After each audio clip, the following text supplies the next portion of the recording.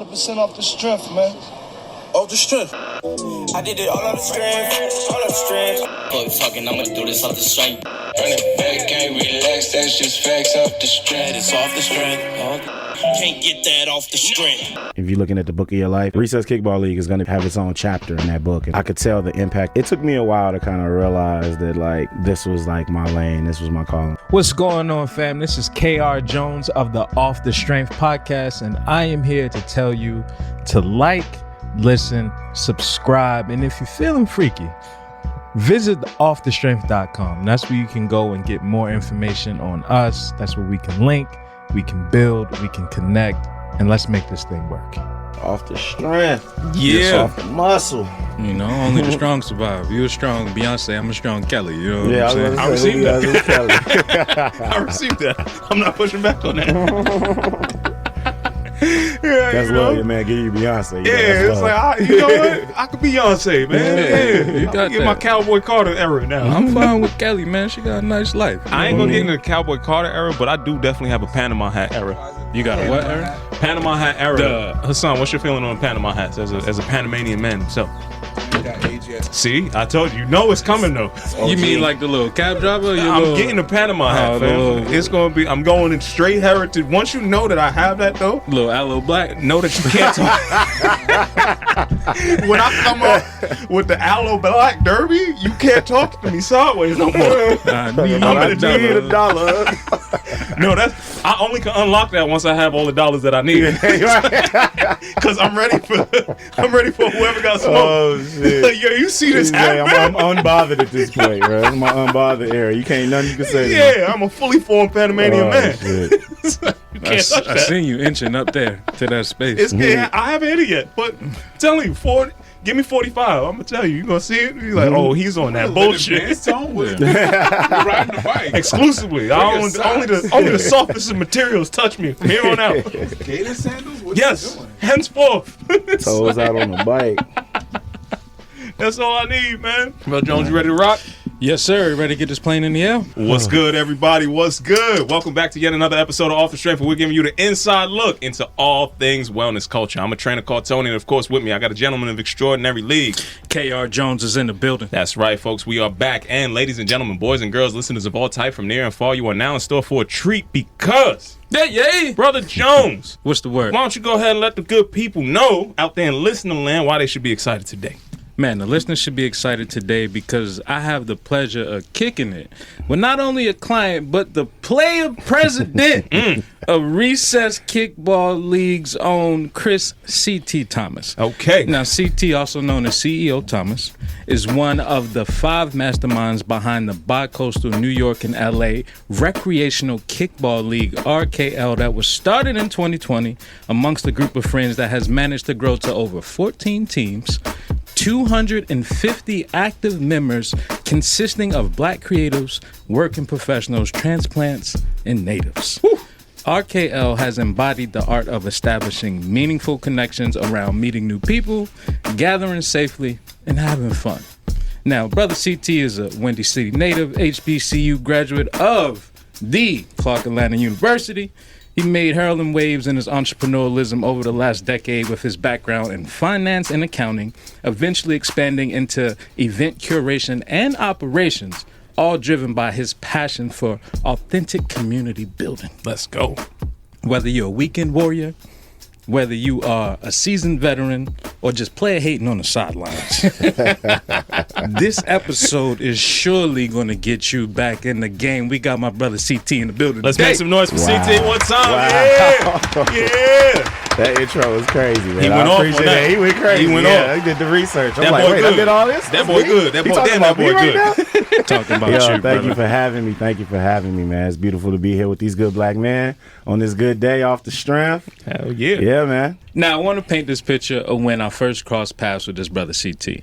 Now, I don't know if you remember this, but I was with the other brother, Chris Thomas, actually, you know, Philly homie, and we might have been coming from Brew. And He's like, I'm gonna stop in my homie crib real quick, and we just gonna kick it on the steps. So we kicking it on the steps in Bed-Stuy, which is arguably like I don't know what's more. Yeah. That's Spike Lee-esque top Brooklyn three right there. summer Brooklyn. That's just what it is at that point. And what sparked my mind was this was a circle of people that I hadn't personally met before, but the conversation was so enriching just on entrepreneurial mindset. You were talking about the Kickball League then and like what expansion looked like. So for that to be the inception of me meeting you and then to see what it looks like present day is like, man, I gotta hear this story. So I want to start with the Kickball League right now as it is and just kind of walk me through, operations on a day-to-day. Yeah, man. So right now we're pretty much operating year-round between LA and Brooklyn. Brooklyn runs from Juneteenth weekend through into September, early October. And then LA runs from mid-December. We try and get the open the tournament in right before the holidays, right before Christmas, and everybody starts traveling. And then we'll come back, keep the season going all the way through end of March. So I actually just got back from LA. We just wrapped up our second season there, had our LA championship. Everything went well. Very happy with how it turned out. So that's kind of like our calendar of events. And then, we have other stuff in between there to try and keep the community strong, keep people engaged in everything we do.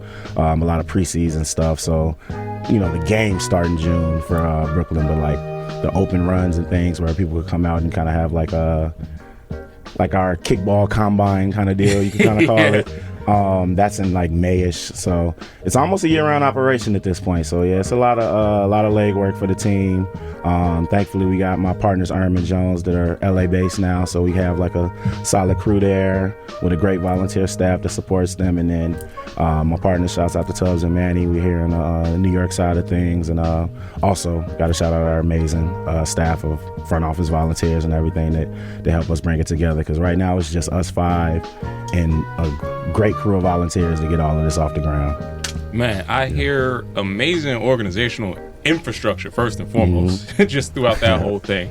And I don't want to skip over that because I think a lot of people come into, trying to put together stuff for their community CT, but when it comes to scaling it, I think it's a hard time to try to understand that. Where did you get that side of your game from, or like what brings that to the table for what y'all do? Man, I think the scaling side of things, it came from, I wish I could take so much credit for like having some grand master plan for like, look, this is how we got to do it here. This is how we got to. It was really us starting it with our friends in Brooklyn in 2020. Yeah. And kind of fumbling through what works, what doesn't work, trying different things. Like, okay, people were gravitating towards this. People weren't really rocking with that. Taking that and applying it and kind of stumbling through, figuring it out. And now we got kind of like this blueprint for things and trying to apply that to LA. Yeah. And still struggling there in some ways because we definitely have learned one of our key slogans that we've been kind of saying over the last couple of years is just LA is different. Yeah. So a lot of the same things that we applied for Brooklyn, a lot of the same kind of strategies and everything hasn't worked the same way there, isn't grabbing people the same way that it did in Brooklyn. So it's always a learning curve. So again, I wish I could say it was some master plan, but like really it was trial and error.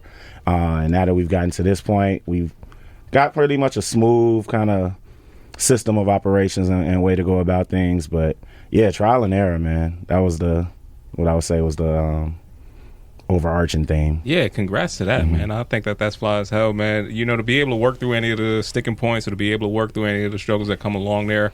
I see a lot of brothers that come from the HBCU craft that kind of have no real issue gathering people and putting functions on. What's it about that? Like as a New Yorker, we don't have that strong of a connection to the Divine Nine like we should, right? I want Shouts out to my bros, A5, also a member Alpha Phi Alpha. But I would say I think that HBCU culture, what it breeds in you, and Clark Atlanta specifically, I would say like our school mottos, find a way and make one.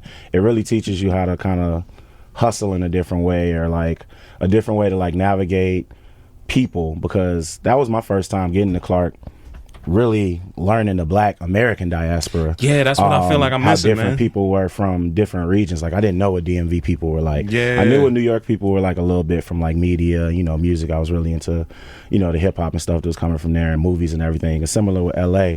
But like I didn't know what like Texas, Third Coast was like, I had, DMV.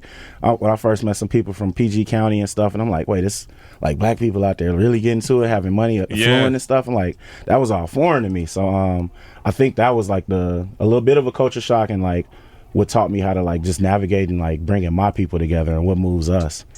So I think that was like the benefit of a HBCU, was like that melting pot, or at least I'll say a HBCU that's in a major city or something, like a Clark being in Atlanta or Howard in DC or A&T, whatever. All these schools that like black people from all over the country will gravitate towards. So I think that was the main thing. Yeah, and the comfort through familiarity of the things that are shared but not necessarily spoken about is kind of like what I see that comes together when y'all have the events and stuff. When you're having the games, it's kind of, it does feel like that. It's like, I've seen this reunion vibe, man. Yeah, I've seen this before, but it's like I feel familiar, but I don't know any of the people that I'm watching right now. It's like I feel like I should be on this team, but I don't know why.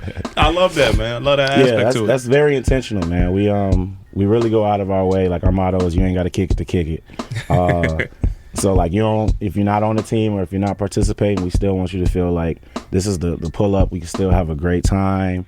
It's picnic kind of vibes on the sideline, people laying out with their blankets and everything, and just always welcoming. Like we want people to feel welcome. Community building is our main objective, and then kickball has just been the conduit to do that. We wanted to get out and move around, be active. It made sense to tap in with kind of like our childhood. If you could kick and run, you could play kickball. It's a low barrier to entry. Yeah. It's one of the easiest, I would say, co-ed sports as well. So like it kind of just made sense, and like we just want everybody to feel welcome, man. Man, shout out to that, bro. Yeah, thank you. Man, I'm thinking about my kickball history. We haven't really talked about it much on Off the Strength podcast. They called him Old Lefty.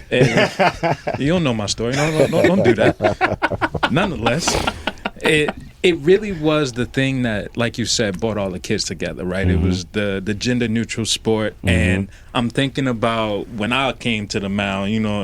Everybody back up, back up, big leg. This is one of those where I then had to play the game more strategically because they knew all my tricks at that point. It's like you can't just keep knocking it out the park on us, right? When I'm hearing the pieces that kind of bring this together, right? When I'm thinking about AUC life, right? That is a very specific culture, but I also feel like it's expanded into any HBCU, right? Like, and then when you add the Greek organizations on top of that, it almost just feels like community is baked into that equation immediately. Yeah. When I think about kickball specifically, I'm curious if there was any other sports that y'all thought about before y'all landed on kickball as the one. So I'm naturally a basketball guy. Like that's my first love. Still, hoop a couple times a week, or try to, I say.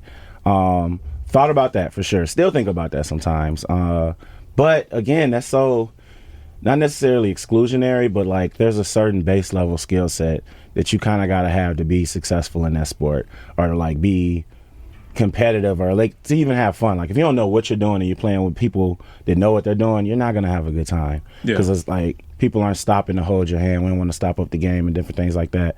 Kickball doesn't require that. Again, if you could kick and you can run, you could play. You could learn how to catch, or like as a team we could strategize for somebody that's not a strong catcher to put them in in an area where maybe the ball's not coming their way as much. But the beautiful thing I think about RKL is that, our teams, they practice and everything. Like they really have, we have the greater RKL community, but like each team is like its own franchise, its own like organization at this point. They all got their own. But y'all Instagram have pages. Draft parties, like I've seen. I like franchise talk. I was like, man. I had to start switching to that because it felt like a disservice just to call them teams at this point. Because like we're very intentional about the captains that we choose, because like we ask a lot of them. Like you really have to kind of curate the vibe for your team, be stewards of these people and everything. Most of our teams practice at least once or twice a week. So like our best stories and everything that we get are like the most joy that I'll say I get from it is somebody that came in and this is their first time ever playing an organized sport or first time doing anything athletic, and then by the end of the season they are more comfortable and get that one big kick or that one big catch, and the team goes crazy supporting them because it's like we done been through the trenches learning this together, teaching you, giving you tips and everything. So those are like the most beautiful moments with it, and like why I think kickball is like just more beautiful of a sport and like more beautiful of like a team bonding activity than any other sport I play. Like I said, I've hooped in my entire life. I've been on one team in this league in the city for 8 years. And I love those guys. Play with them all the time. But we do not have the same relationship that I see that the people that in our kickball league have built with their teammates and their cohorts over the last, even 1 year. Somebody that just joined last year. To KR's point, the draft party is like one of my favorite things that we have. When you join the league, we have our like open run, which is kind of like the combine or whatever. The captains will be out there kind of with their notepads, scouting, seeing like, oh wait, what's your name? Okay. I like the idea of a combine too. Yeah. So and it's really just a scrimmage game. We don't really have them doing any drills or anything like that. But like just to see some of the talent, and then a week or two after that, we'll have a draft party. And shout out to Cafe Arizona. That's what we've had it the last few years. Kind of our home base for that. And all the teams will come there. They'll decorate their corners with like their team logos and memorabilia. They have gifts and everything welcoming in their draftees, from like gift baskets, the T-shirts, the custom hats, and like all this stuff. And it's a huge celebration. They're popping streamers when they're announcing they pick. Man. We had that extra mystique for like an NBA draft with the sound effects, like the pick is in, all that stuff.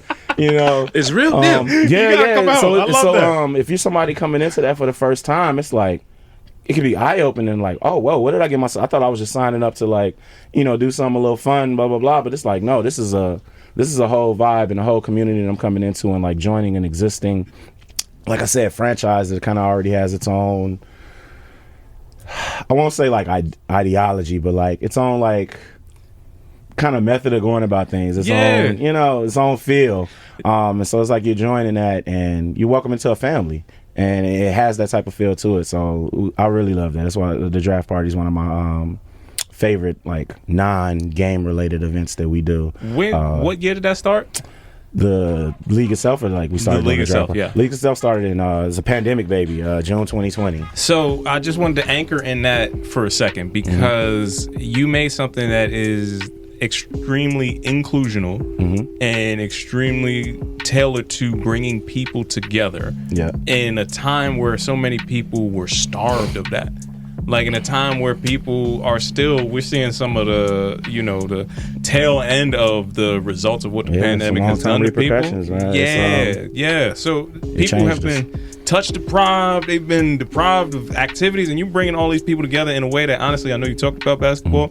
Some of the energy on the basketball course that I've been on is not as exclusive, like inclusive as that. I got a little bit. I got a friend who I may or may not have played basketball with, who say very disrespectful stuff to you as you play. Mouse in the house. You think we weren't friends on the court, right? Yeah, for sure. All that kind of stuff. It sounds like you've created a place for people to come and find that home away from home kind of situation. Yeah, and we're very intentional about that, man. Yeah, take me through that process and take me through what you've seen, and then also how that shaped you going forward. Yeah, man, the pandemic did a number on us, bro. Like, especially being here in New York, I didn't have a full grasp of how it really impacted me until kind of after the fact, reflecting on it, because it's like when you're in the middle of something, you just trying to figure it out, how you gonna survive, what you got to do to make it work. And then when you sit back and reflect on it, and like, wow, I used to do this type of things or feel this type of way in these type of spaces. Like, it took me a while to get back comfortable going to like large crowded venues and stuff. Like going to concerts is one of my favorite kind of activities. And it took me a while to kind of get back to that after post-pandemic. So it did a lot of things to us that, like, I think we still haven't processed and still gonna, struggle to process. And being there in New York, I know we were in our house, man. Like, that first 2-3 months, I think I'm seeing maybe a handful of people leaving my house once a week. So it was like, we need to get outside, be around some people, be around some love, and something that we could still do safe distance, social distance. Like, I look back at our old photos from like the first kind of kickball link up we had in Crown Heights, and people are playing in masks and different things. And so to see going from that to like where we are now is always kind of just takes me aback. But I think it was needed, because we got to a point where, like, we kind of forgot how to, some people maybe forgot, I would say, I won't speak for everybody, but forgot how to interact with other people, or like how to have, just community where it didn't feel like forced, or it didn't feel like it was heavily orchestrated, I would say. Right. So we wanted it to be something where it was just like, yo, just come as you are, meet people where they at, low pressure. Like you said, the energy when you come to the game, it feels like welcoming and everything. Like that's all very intentional for how we want to curate the vibe to be, because some people are still trying to figure out how to navigate from that. And I have conversations with people in the league and get to hear different stories from folks, and it always kind of blows me away. And, you know, that's really the joy and like what kind of keeps us going with the stuff, because I won't lie to you, it's a lot of work. But like hearing feedback from people when they're like, more or less, this changed my life, or like I was getting ready to like move from New York, or, you know, go back home or do whatever. And like, no, this kept me here. This gave me the community that I was seeking out, the community I needed to like help me out of a dark place. And so like those type of testimonies and those type of things for people is like, that's the why. If you know you want to ask like the why we do it, like that's become the why of it for sure. That's a very real reason. You know, you definitely are doing some work that's transformational to people's lives, man. Salute to that. Yeah, thank you, man. I got a shout out. We got our first RKL wedding coming up, man. Okay. Love on the field. That's what's happening. Met through the league, got engaged. Conversations about that. Yeah, got engaged. So I'm like, yeah, that's like a cool milestone, man. So yeah, we making love connections out there too. Shout out to that. Now, CT is being humble, and I'm saying this because I know the brother, and I've seen from the outside in as well. You have your fingers on the pulse, right?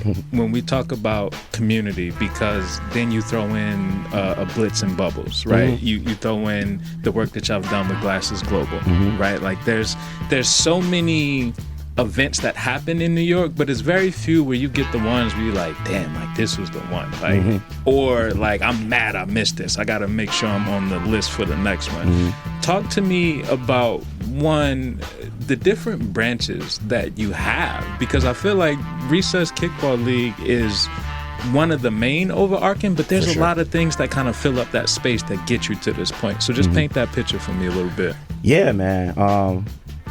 It took me a while to kind of realize that like this was like my lane, this was my calling. Like I would joke like big community guy. Like I always have been, you know, wanting to bring people together for a good time or whatever the case may be. And it's like, all right, I need to like stand in this and like see what this really looks like as like a career professionally, to actually put something like real effort and energy behind it instead of just kind of letting it happen, like texting friends or starting a group chat, whatever. With GG, we do a lot of programming in Brooklyn. We have a variety show that we do at Littlefield, which highlights musicians and comedians, and then we usually have some type of other act. We've had like an opera singer, we've had this dope magician another time, and something else like outside of the box that we usually try and throw in there with it, that we'll do quarterly-ish. Quarterly-ish at Littlefield. So that's one of our programming that we do. We have the Blitz and Bubbles that Tubbs and I do, that I know you've been to as well, at Dick and Jane Barroom. Highlighting black businesses is something that like is very near and dear to my heart. Supporting them, I try to keep the money in our community.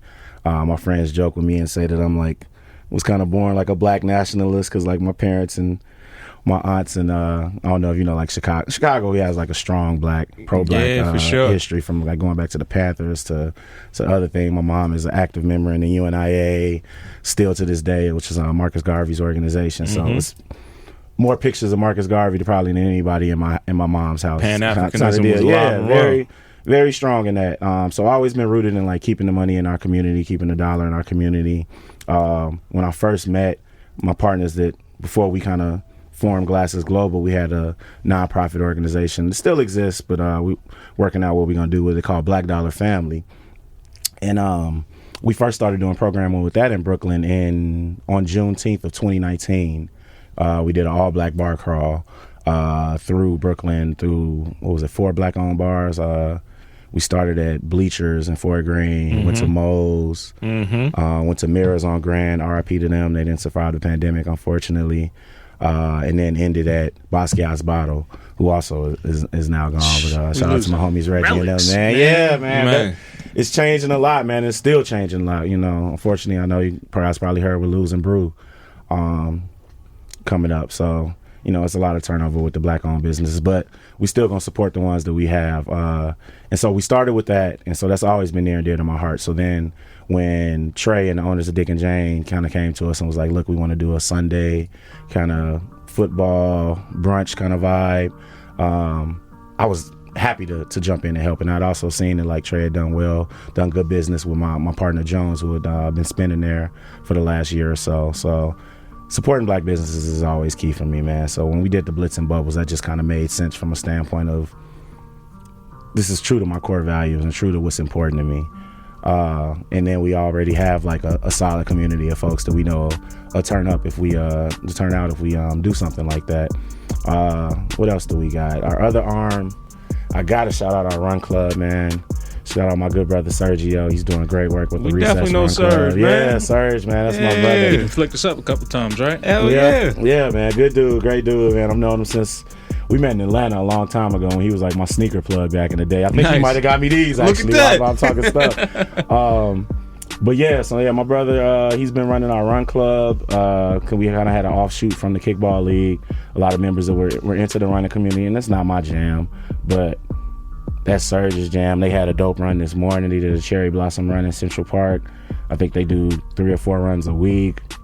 A lot of co-branded runs and everything. So we've got like that arm. So it's like the Recess umbrella, and then you got the kickball and the run club, and then GG is our agency, which is like over everything.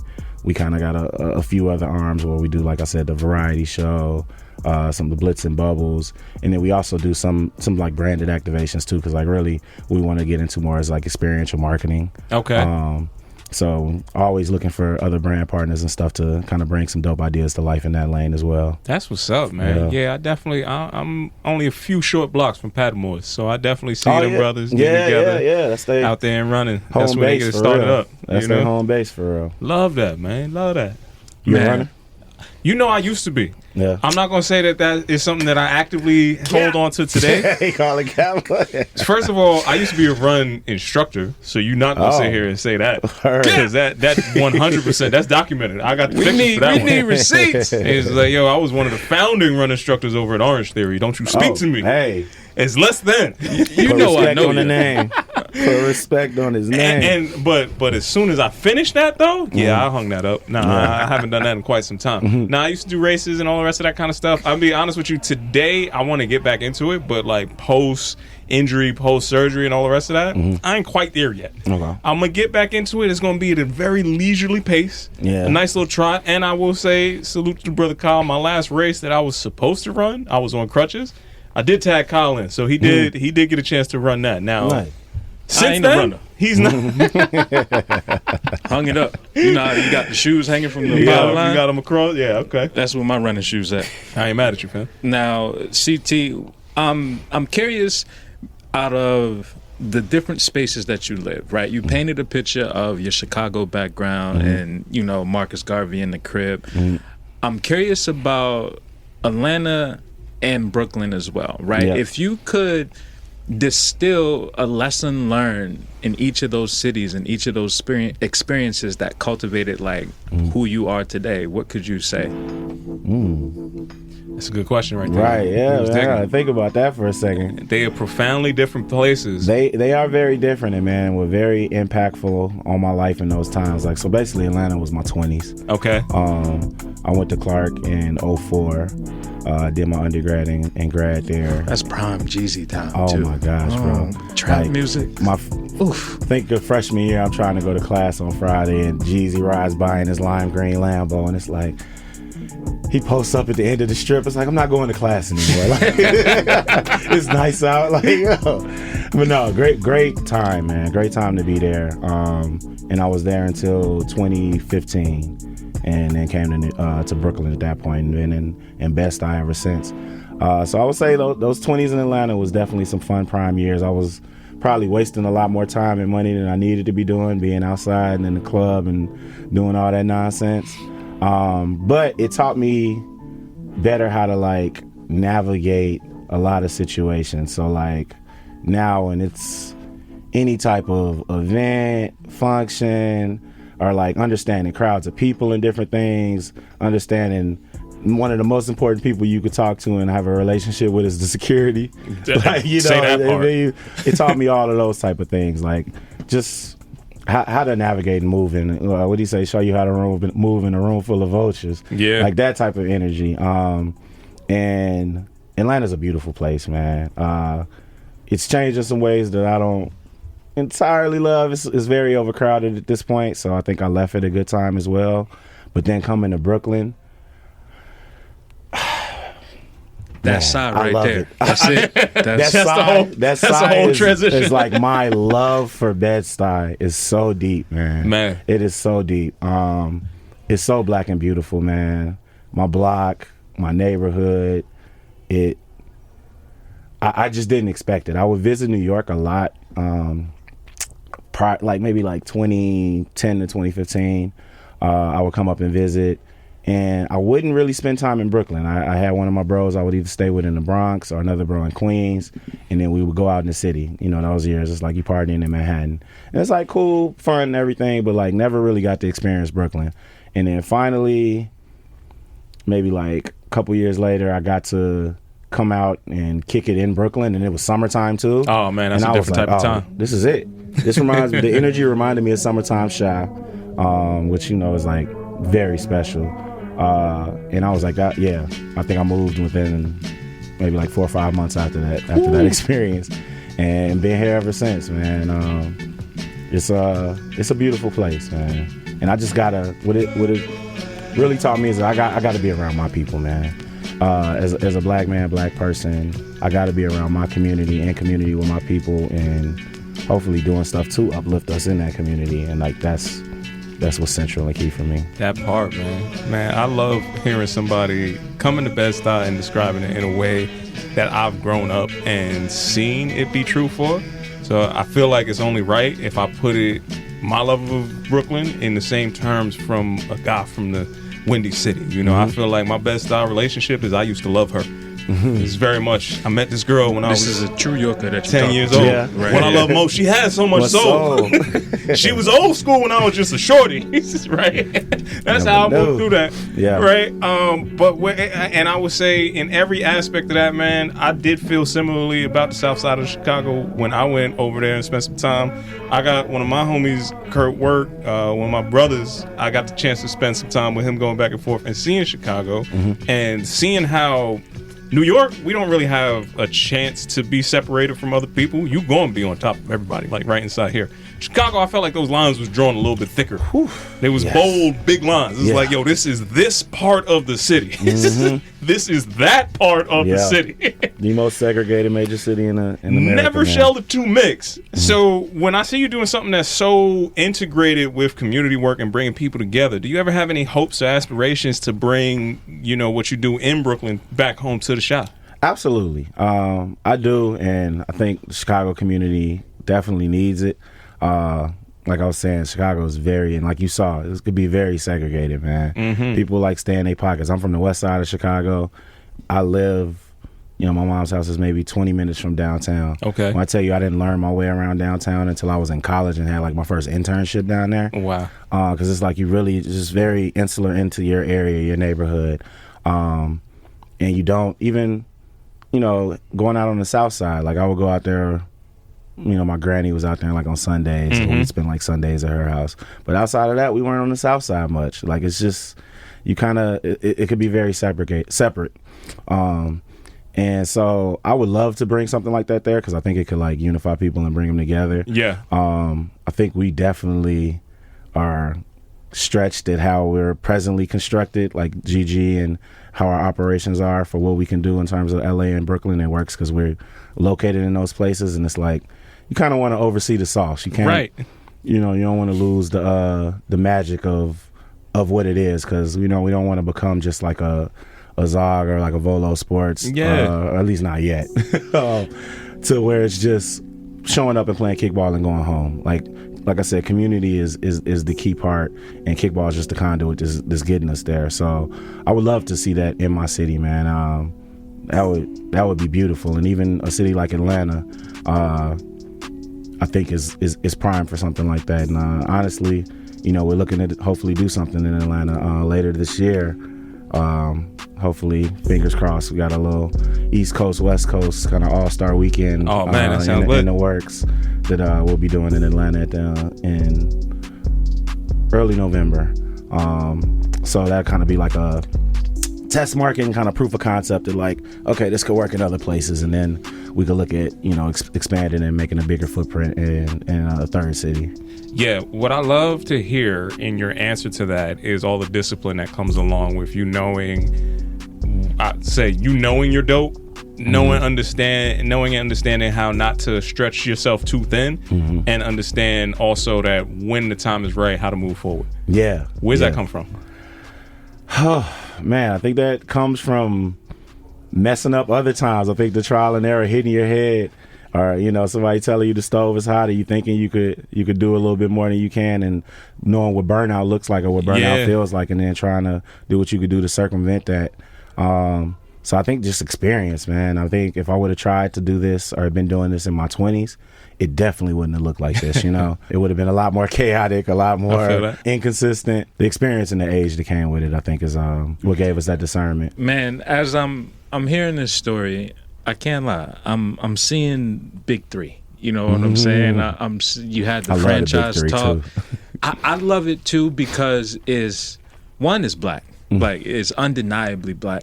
But then it also took this thing that we always loved and distilled it from the NBA that seemed to kind of had the chokehold on it. Like, you can only watch basketball here at this level. And it's like, nah, it's people that still hoop. It's people that still get after it. So in my mind, that's why I envision RKL, you know what I'm saying, just putting that on you, dropping that gem on you. But I do love this idea of, like, the All-Star game. And I was reading the article because, you got write-ups if you do. You got the Ebony in the New York Post. Now. Hey, thank you. I'm like, a little some slight, Listen, and I'm thinking about just, like, All-Star games as a whole, like, aspirationally, what would that look like for a RKL kickball All-Star weekend? So what that would look like, bro, that would be like the culmination of kind of all of the arms that you see of GG. So events in the evening for people, parties, and hopefully what we really want is to have a concert or something associated with it as well. So we have some type of musical act, and then everything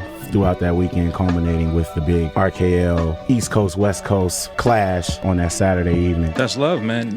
The All-Star event as a whole, do you know it came from the Negro Leagues? I don't know if I knew that. That's Look at that. He's dropping science. That's where All-Star events came from, because the Negro Leagues obviously were trying to compete with Major League Baseball at the time, and they had like their own chitlin circuit. So they was like, you know what, let's get together. It was actually a guy that came up. He was the brainchild of it. Like, let's have an All-Star weekend.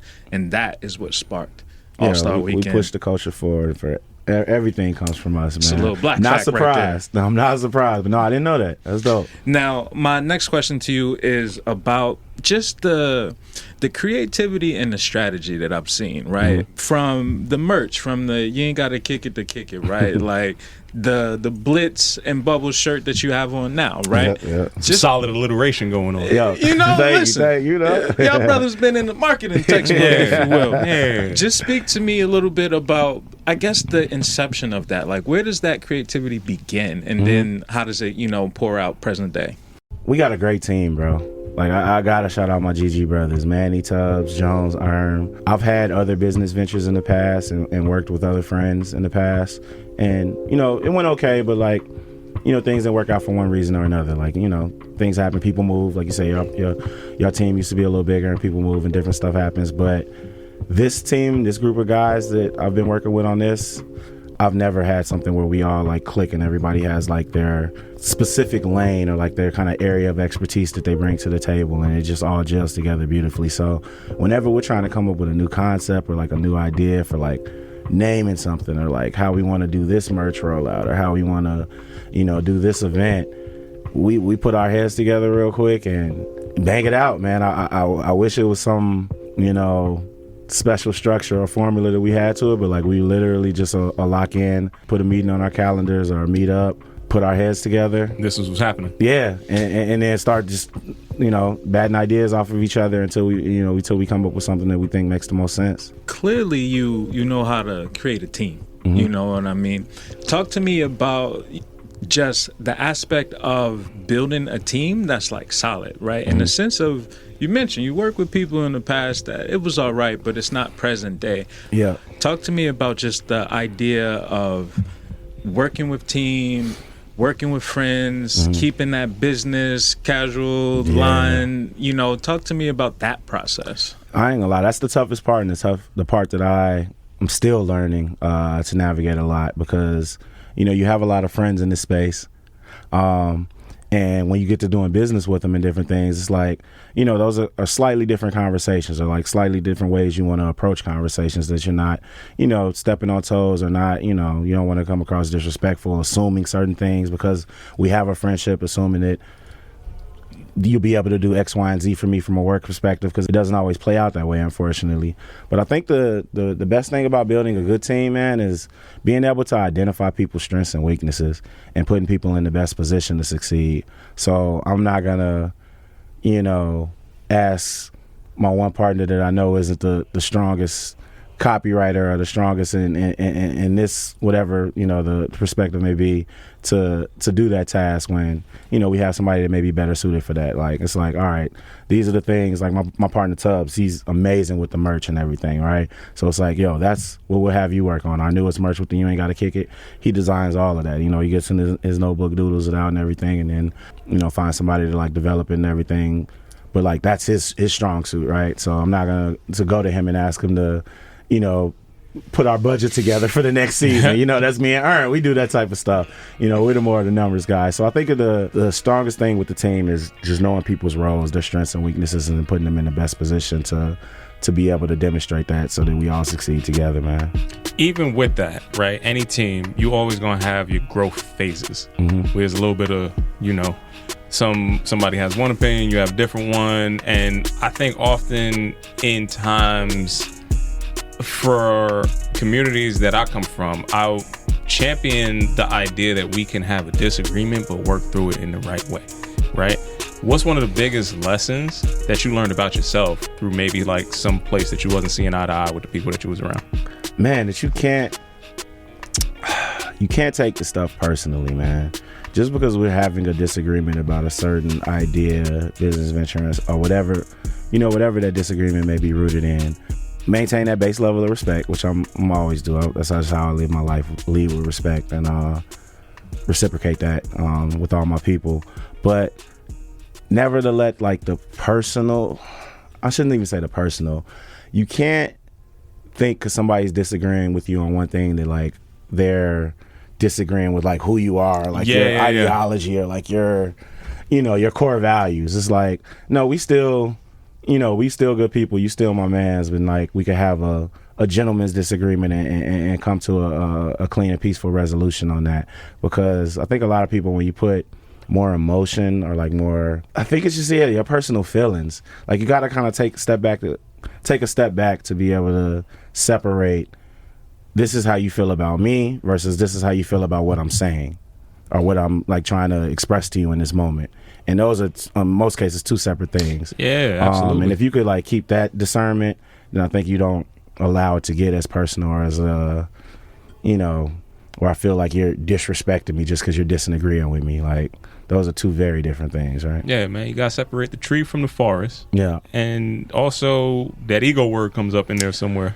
Somehow, some way. Man. The ego and the super ego. You got to battle all of it. Yeah, you got to battle that stuff, man. Yeah, but ego be a downfall, man. It damn sure do, man. I've seen some of the best community-based organizations not progress to the point that they should, at least given the trajectory, come apart because of that thing solely. So anytime you see that and you hear that is like something that you're intentionally navigating through, gotta champion you for that, man. Thank you, man. Yeah, we're figuring it out, man. It's like it's a growing process, learning process for sure. Yeah, everybody learning, man, and it's evolving, right? Yeah. And that's what growth is, hopefully, you know.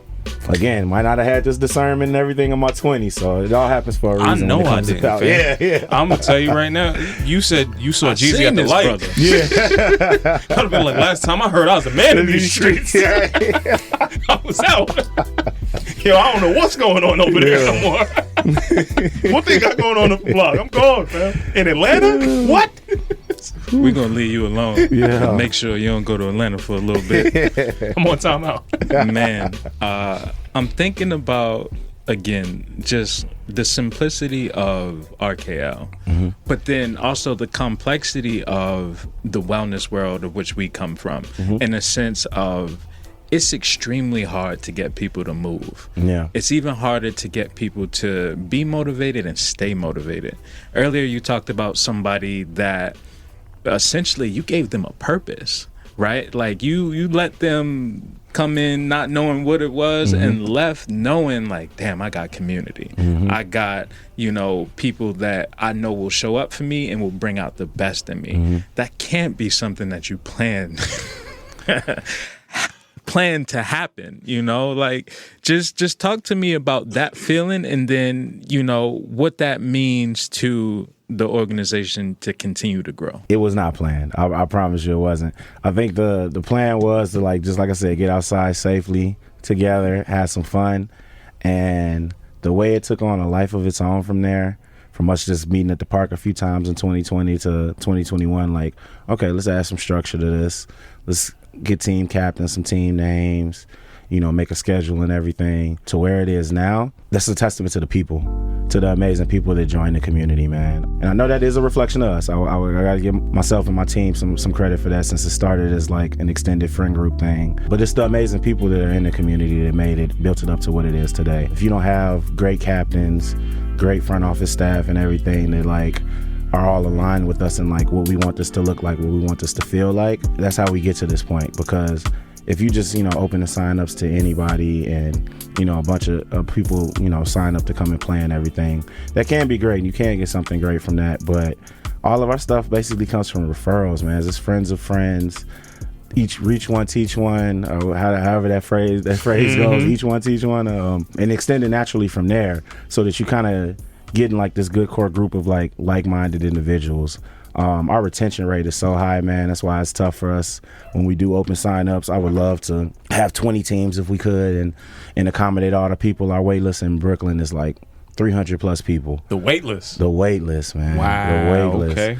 And it's, we are at 10 teams right now, 16 people a team, paid members, so it's 160 people. And of that, we haven't crunched the numbers for this year yet, but I would be surprised if at least 135 of them aren't returning. You know what I mean? The retention is very high, so it's tough for us to open it up for new people and everything like that. And I wish we could, but that's a testament to how important this is to the people that are a part of it. I want to make a yearbook, honestly, or something to that effect, to commemorate this moment in people's lives, because I could tell the impact that it's having on them. This is an important chapter. If you're looking at the book of your life, Recess Kickball League is going to have its own chapter in that book, and the connections that you made from that. These people are in each other's weddings. These people are, all out for each other's birthdays. They different events that they do, because we have an amazing community of creatives. So everybody has their other ventures and other things that they're building, other brands that they're building, and they support each other 10 toes down in that. And so to have something like that, it's very pivotal and key in those people's lives. So I definitely that's one of my goals this summer, is to get some type of yearbook, whether it's digital or physical, made for that, so that people have something on their coffee table or whatever to commemorate this moment. Yearbook is fire. Lock in to I was there. This was this chapter. Show your kids, your grandkids, I was in the kickball league and it was this, and it was amazing. Just don't put my stats in there. You know what I'm saying? That's what I was about to say, because it's either gonna go one or two ways. They'd be was you actually him? Was you out there shutting it down you thought you was? So I'll was leave that part today. That's where you can just lie to your grandkids. You just fill in the sheet. If you whatever. You fill in how you want to there. It's a blank scorecard. It's see, I put up 9 home runs in 1.5 innings. It's nasty stats, man. We're going to pivot just a little bit into a quick little rapid fire questions for you. Okay. Now, we named a lot. Favorite city? Chicago. Okay. Favorite food from the city? Thin crust pizza. Chicago pizza, thin crust though. Hold on. Deep dish? I was I don't know those two. All right, man. So, Chicago secret, man. If you talk to people from there, we don't really eat deep dish much. That's a tourist thing. We'll take y'all there to experience that, but when we go in and order a pizza, you can't eat that often, man. You see how heavy that is? That thing crazy, it's a bro. pot, like literally a pot. Everybody would be 300, crust. 400 pounds in there. Lasagna with the crust is crazy. It is fire, but like, no, that's like more of a treat, or like you got somebody in town that you want to experience that. But no, tavern style pizza is truly Chicago style pizza. Okay, respect. Yeah. Favorite sports team? Basketball. Chicago Bulls, man. Football team.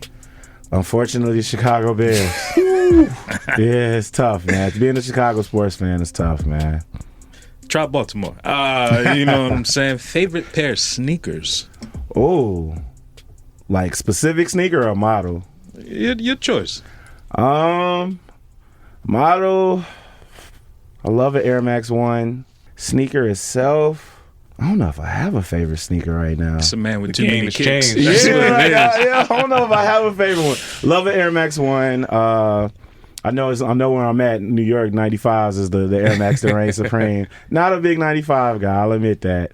But yeah, I don't know if I got a favorite sneaker right now. I know my favorite hooping sneaker. I'm still hooping in those the Sabrina Ionescos. Okay. However you say her last name. I think Ionesco is right. That sounds about right to me. Yeah. allow That's it? probably my favorite ball kick right now. It's the White Mamba, you know? Yeah. Talk to me about your favorite musical artist. Man, that is so fluid.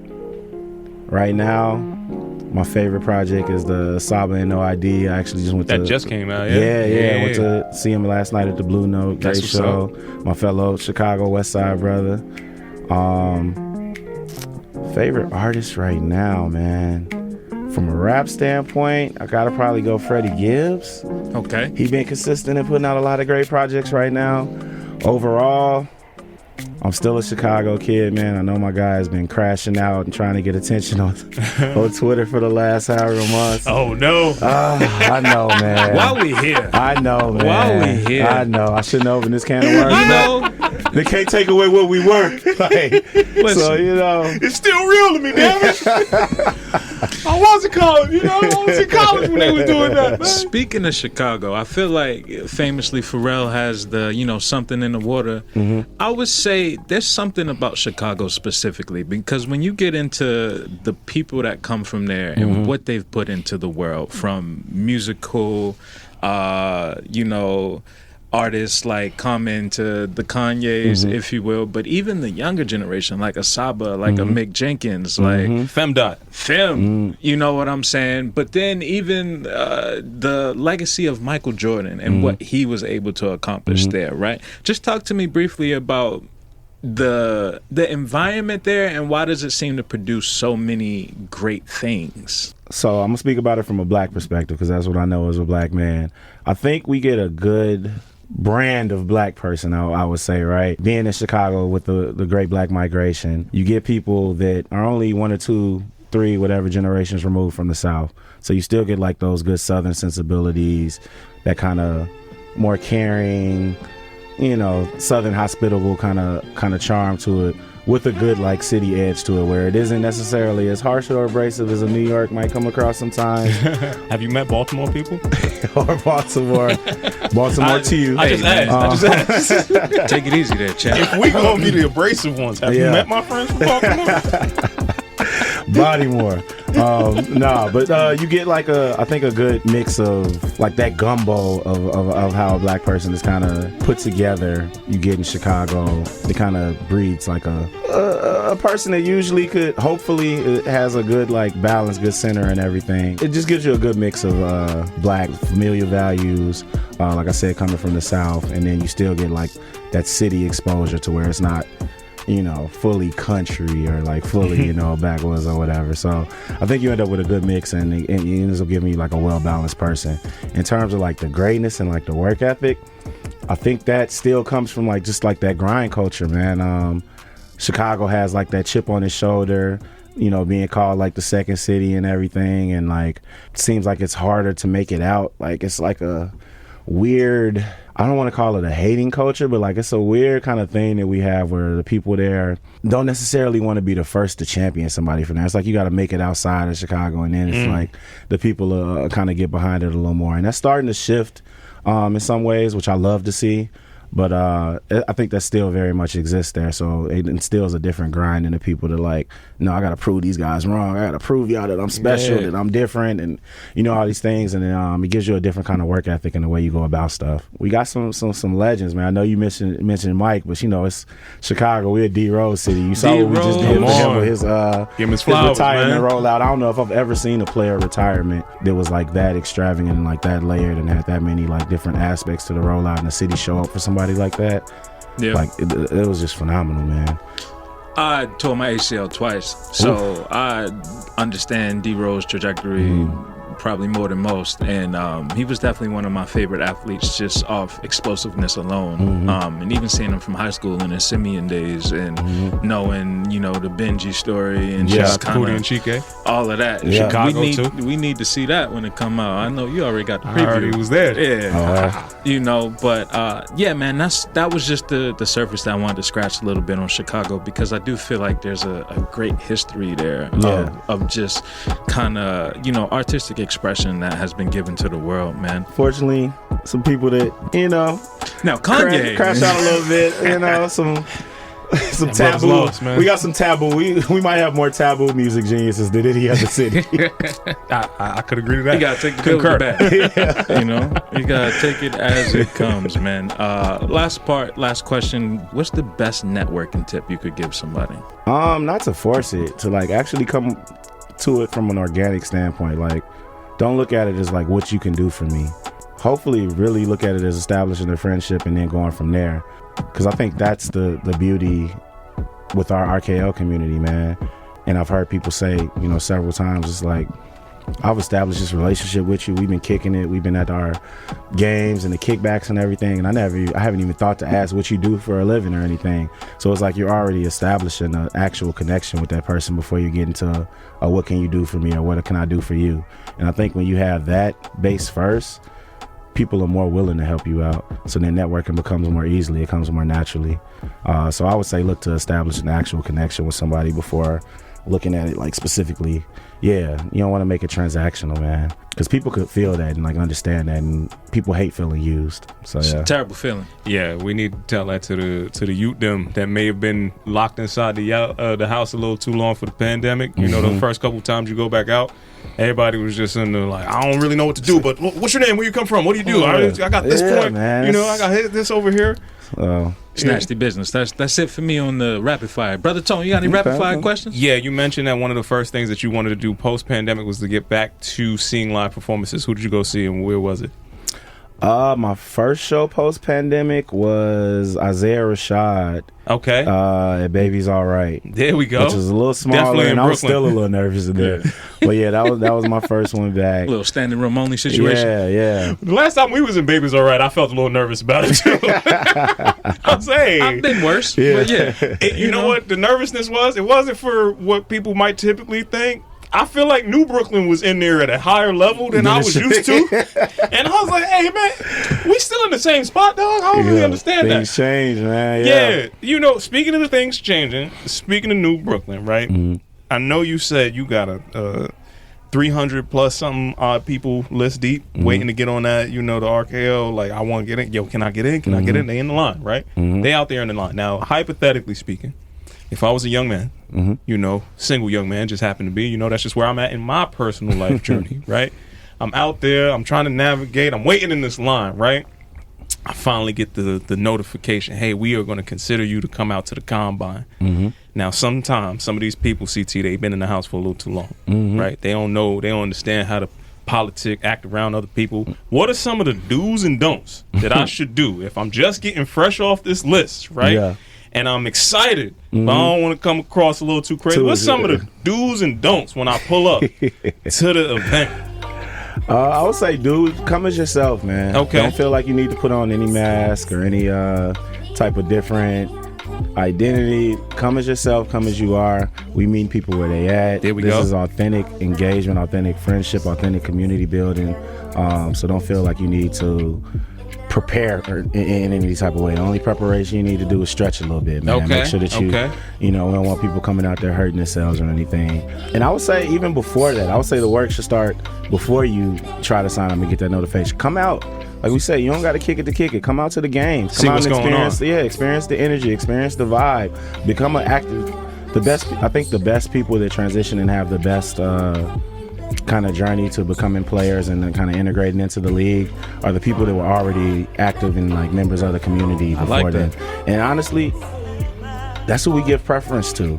Like if I'm looking at that sign up list and, you know, I got 10 spots and it's, you know, however many names, I'm going to look at the people that I know have already been showing up, that have already been kind of active, been around, already been supporting us in a way. I would be, I don't think I would, you know, I wouldn't feel like a good person if I didn't give them some type of preferential treatment in that moment, because like you've been supporting us, you've been out here.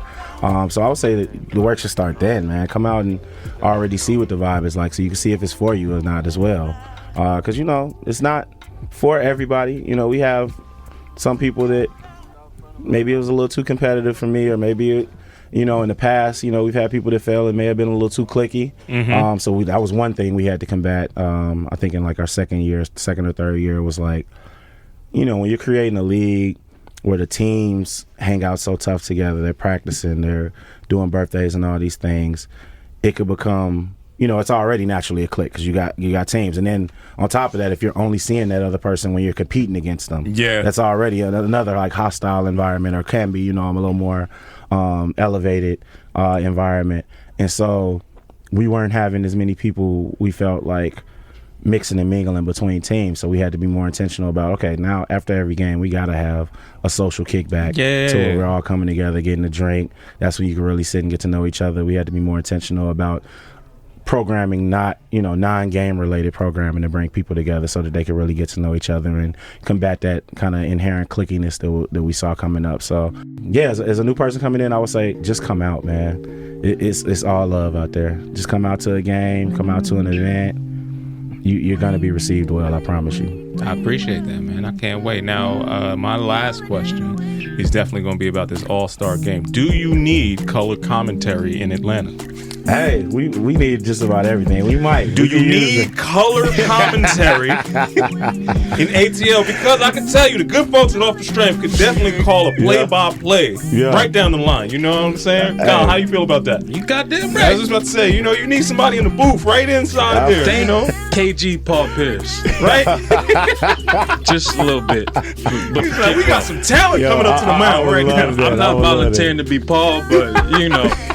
Paul will crash out. I don't know if you're doing that. Uncle Paulie done been there. Paul, you know? funny, man. You gonna Come crash on, out, Lord. get fired. Come on, Lord. You know you can't do that, Lord. That's a foul ball, Lord. I love KG, man. That's the most Chicago person that only spent like a handful of years in Chicago ever.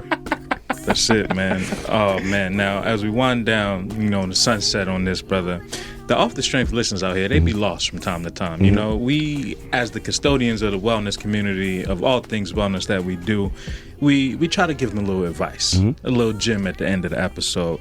What's some advice you could give somebody off the strength to putting their best foot forward, whether that be having a company with the friends, whether that be creating an idea they've been sitting on, whether it be just organizing community? What advice could you give off the strength? Man, off the strength, I would say stick to what's true to you, man. Trying to fit square pegs in round holes, even if it does work for a little bit, you're going to end up unhappy in the end. So find something that is true to your core value, something that you truly enjoy, if you can, and then build on that. And then also just do the thing.